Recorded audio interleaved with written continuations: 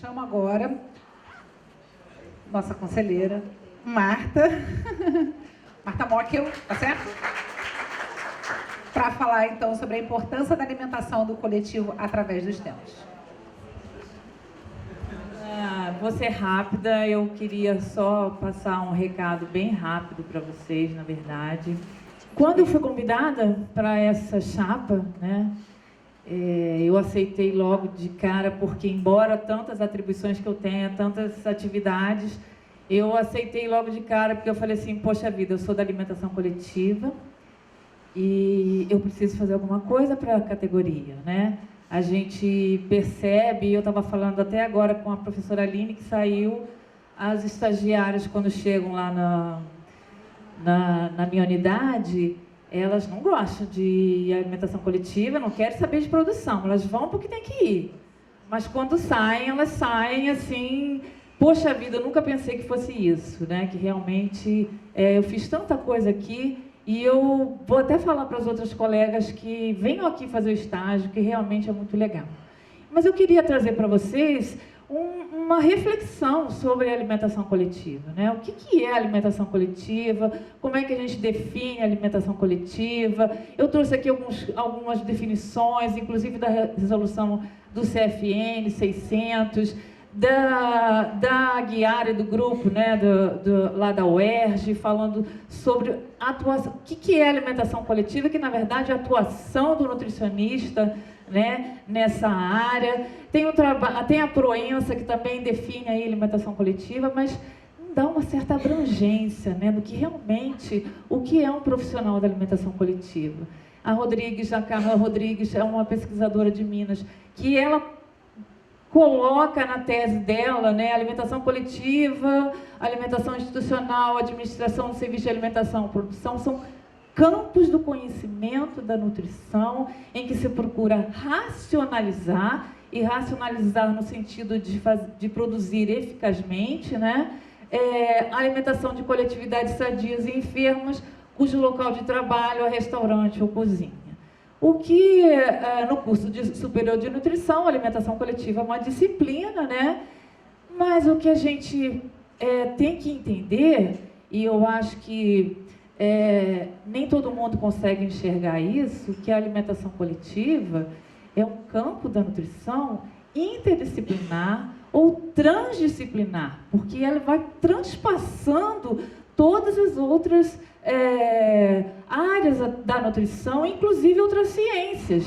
Então, a gente perpassa a nutrição clínica, a matemática, que é uma outra ciência, né, que muitas de nós têm horror à matemática, a estatística, e a gente tem que trabalhar com estatística, a alimentação coletiva, a saúde coletiva, a biologia, a esportiva, a nutrição esportiva. Quantos nutricionistas da área de produção trabalham com atletas em restaurantes onde os atletas consomem, né? É preciso que elas também façam essa interação, a química, a tecnologia, a física, enfim. É uma área transdisciplinar. E como diz Edgar Morin, um filósofo, ele fala que a transdisciplinaridade, ela é como se fosse uma transe mesmo, né? Há uma transe e depois há uma unidade. Então, a alimentação coletiva é isso aí, né? Essa transdisciplinaridade. E a preocupação com o alimento, a alimentação de coletividade, já vem de muito tempo. Então, a gente sempre teve, né, quer dizer, há muito tempo, os monastérios, enfermarias, asilos, o próprio exército. E a gente tem que pensar, né, em alimentação coletiva, se a gente pensar no Antigo Egito, nas pirâmides, todas essas pessoas que construíram as pirâmides, como que se alimentaram? Né? De que forma? Como foi a preocupação em alimentar todas essas pessoas que trabalharam ali? E a Bíblia está repleta de momentos onde as refeições, elas são... Está todo mundo centrado nas refeições. Então, os banquetes bíblicos mostram exatamente isso. Na Bíblia não fala os alimentos que foram utilizados. O vinho, por exemplo, aqui nas bodas de Canaã. mas é uma representação realmente da comensalidade e do compartilhamento. Se a gente pensar na multiplicação dos pães, a preocupação era alimentar o coletivo. E como alimentar esse coletivo que seguia Jesus ali, né, depois da morte de João Batista?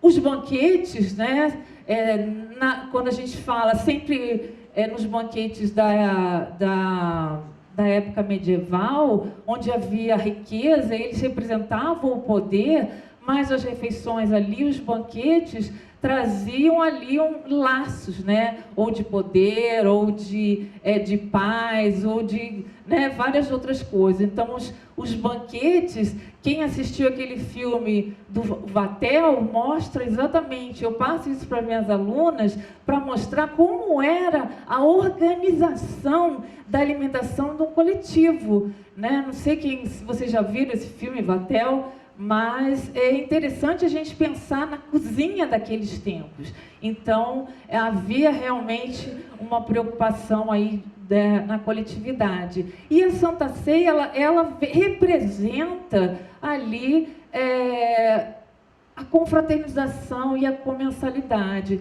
Então, a própria imagem da Santa Ceia, ela já demonstra aí essa comensalidade.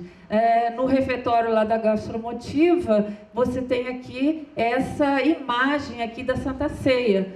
Quem não conhece, né, a Gastromotiva aqui promove, né, essas refeições lá para o pessoal de rua. Inclusive, saiu um documentário novo agora, saiu essa semana, como foi montado, né, o refeitório lá da Lapa. Não vou entrar em detalhes, mas pensando aqui, vou pular, né, quando a gente fala no coletivo em guerras, como é alimentar soldados? Uma tropa de 200 mil pessoas. Como é isso?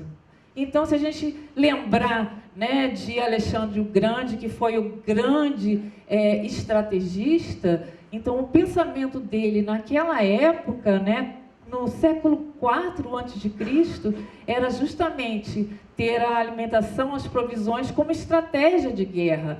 Uma das coisas que ele adotou foi com que os soldados carregassem as suas próprias provisões no lombo, em vez de carregar nas carroças, que demoravam muito mais tempo para chegar.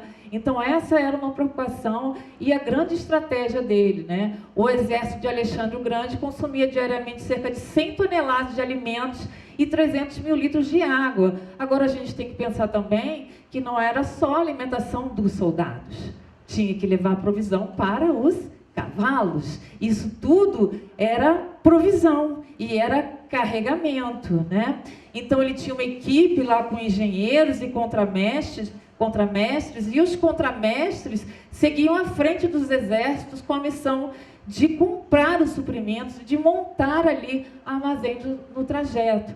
Mas, na grande maioria, havia um saque. Ia uma tropa na frente para saquear todos os armazéns do inimigo, né, para justamente ainda enfraquecer os inimigos e ter a alimentação para as tropas, né?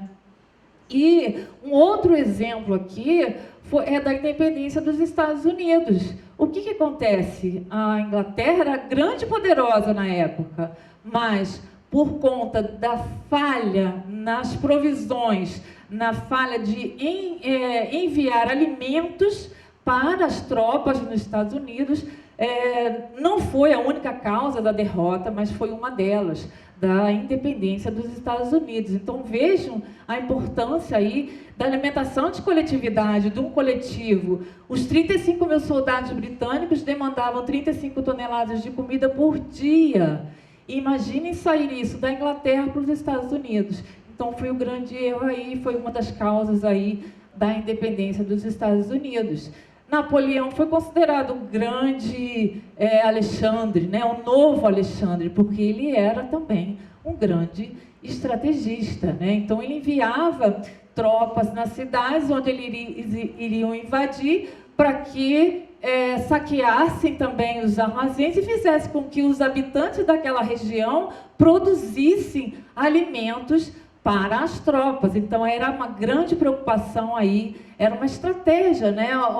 Os alimentos como estratégia de guerra. Só que também houve um erro logístico de Napoleão, porque ele, na guerra na Rússia, na invasão da Rússia, ele não contou com o inverno, com o grande inverno rigoroso, não contou com os alimentos, com as carroças na neve, quebrando as rodas, né? Então a distância em que a tropa ia na frente, as carroças ficavam para trás. Os soldados acabaram morrendo de fome e de frio. Então foi um grande erro logístico aí de Napoleão. Mas durante as guerras napoleônicas, né, os alimentos industrializados começam a surgir aí, muito por conta de Napoleão, que queria que os alimentos tivessem uma validade. Então, os industrializados começam a surgir aí, inclusive a margarina e outras coisas aí que a gente já conhece, né? Então, as inovações da indústria alimentícia acompanhariam as guerras aí,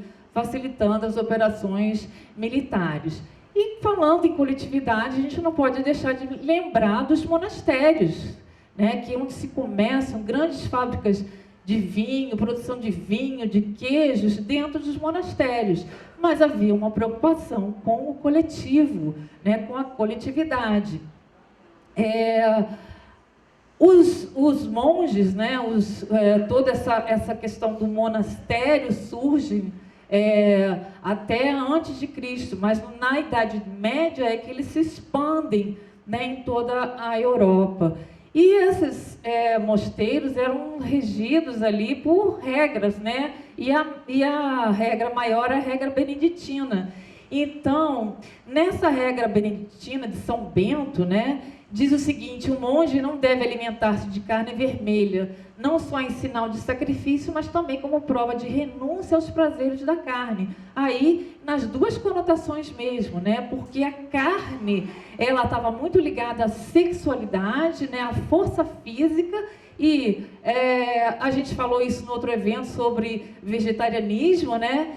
Começa aí essa coisa de ser vegetariano muito por conta dessa questão dos prazeres, né? Da carne ter essa conotação, né, com a sexualidade. E os monges queriam também fazer uma negação à aristocracia, porque havia um poder ali e haviam muitos poderosos. Algumas outras regras aqui que são interessantes na regra beneditina, e a alimentação era uma forma de controle dos monges ali, e muitos monastérios tinham mais de 300 monges, né? Então havia aí uma preocupação com a comensalidade, com o compartilhamento, com a refeição coletiva, e eles tinham que comer juntos no mesmo local, não podia comer fora do mosteiro. E quando eles desobedeciam o abade, né, ou o chefe mora ali, o que acontecia com eles? Eles eram excomungados, ou seja, eles eram tirados da comunhão. Então, eles não poderiam participar da refeição ali coletiva. Então, é interessante a gente pensar, né, nas coletividades, como eram alimentadas essas pessoas. Havia muita abastança dentro dos monastérios. Eles enriqueceram porque os poderosos achavam que se eles não doassem alguma coisa lá para os mosteiros, eles não iriam para o céu. Então começa o enriquecimento dos monastérios por conta disso, né?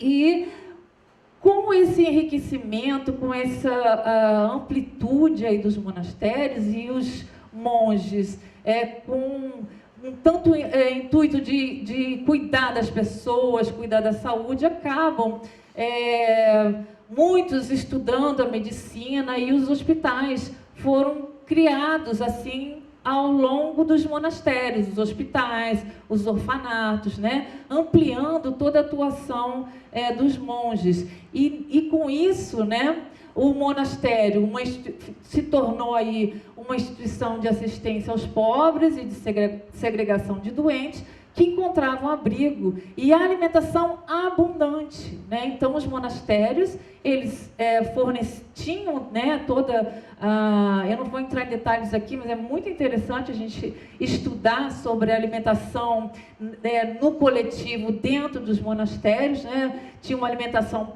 abundante para eles e isso era estendido aos doentes que eles atendiam. Então, a alimentação hospitalar, né, que daí surgem hospitais, era absolutamente aí fundamental. E finalizando uma passagem rápida aqui, a gente chega no restaurante e a ideia do restaurante aí começa em diferentes formas e em diferentes locais, sem um ponto de origem aí comum ou necessário. Ele pode ter surgido com as cozinhas medievais. As cozinhas, na Idade Média, elas eram separadas, né? Elas eram cozinhas de rua, ou cozinhas distritais, ou cozinhas centrais, né?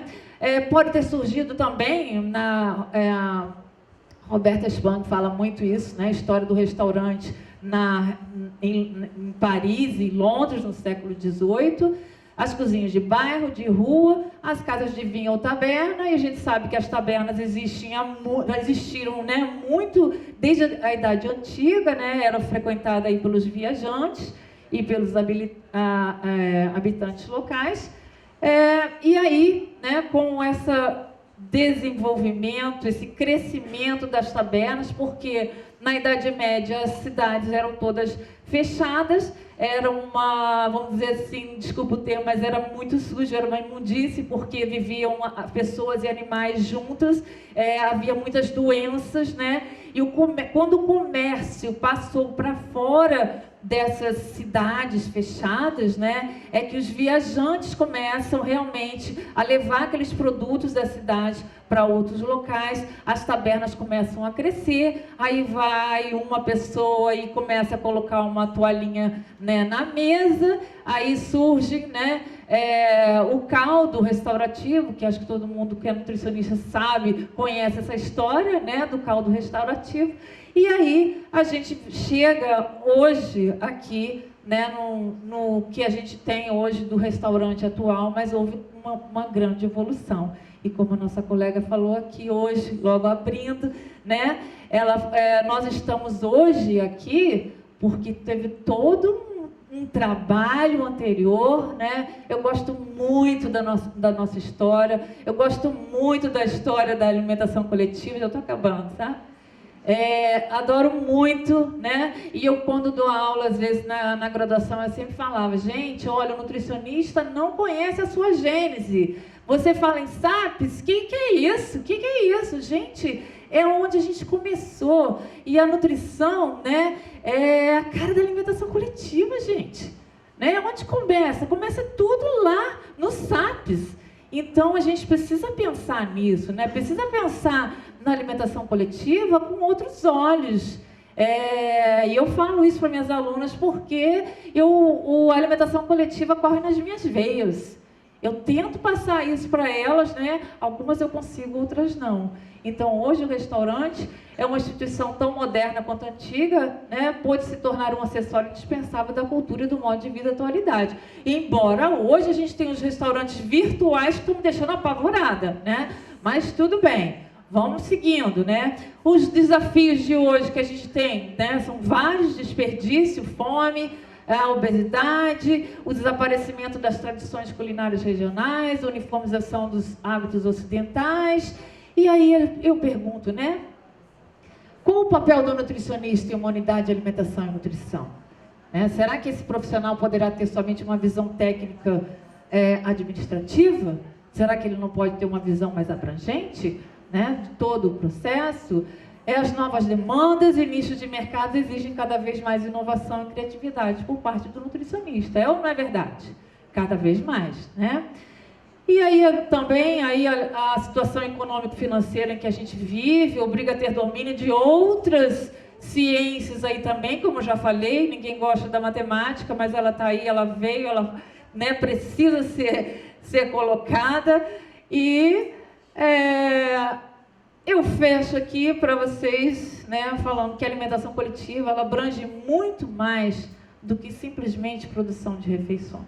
É porque eu falei muito rápido, mas se a gente for falar em cada área daquela, da nutrição, em cada ciência envolvida ali, né? A gente vai ver que realmente a alimentação coletiva, ela envolve, né, questões biológicas, humanas, administrativas, técnicas e tecnológicas, financeiras, logísticas, de educação e de ética, né? E aí eu queria que vocês pensassem, né, diante desse cenário evolutivo, né, que tanta coisa aconteceu, como você enxerga a alimentação coletiva, né? Queria que vocês levassem essa pergunta, essa reflexão aí, né?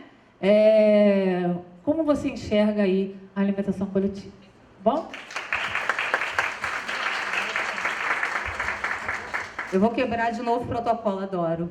Porque eu tinha que falar, que fantástico. Caramba, que sorte a nossa ter uma Marta lá no nosso conselho, né? E queria aproveitar e fazer um convite público de você escrever um livro sobre essa parte da história da alimentação coletiva, que assim, quanto você apresentava, eu falava, meu Deus, como eu gostaria de ler isso, meu Deus, como eu gostaria de ler isso. Então, assim, a gente tem lá um contato com a editora, fica aqui um convite formal público para você fazer esse livro maravilhoso, que eu acho que vai transcender a nutrição certamente, né? Então, assim, muito obrigada, viu?